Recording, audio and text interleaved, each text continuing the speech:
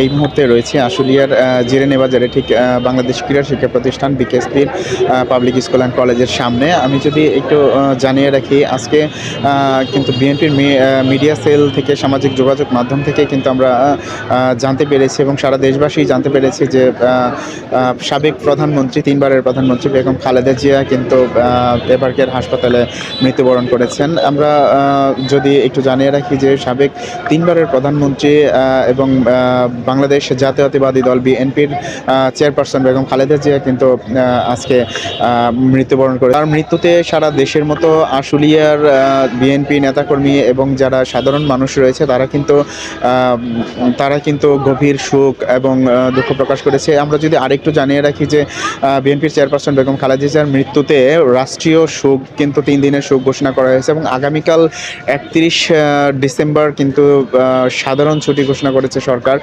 আমরা যদি একটু আপনাদেরকে দেখাই যে জিরানি এলাকাতে কিন্তু শত শত বিএনপি নেতাকর্মীরা তারা কিন্তু শোক প্রকাশ করছে এবং সবাই গম্ভীরভাবেই হচ্ছে কর্মসূচি পালন করছে।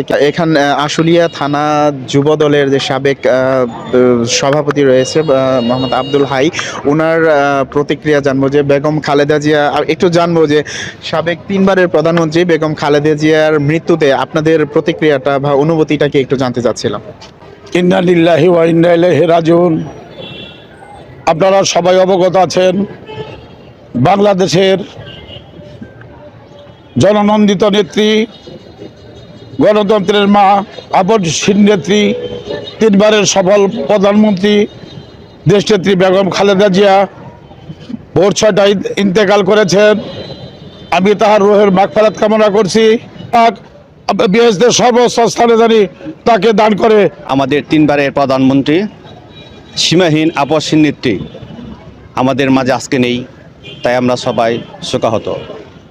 যেমনটি বলছিলেন যে তার রুহের মাগফিরাত কামনা করা ছাড়া আর এখন তাদের এবং শোক প্রকাশ করা ছাড়া তাদের আর কোনো কিছু করার নেই। তো এই ছিল আশুলিয়া থেকে সর্বশেষ।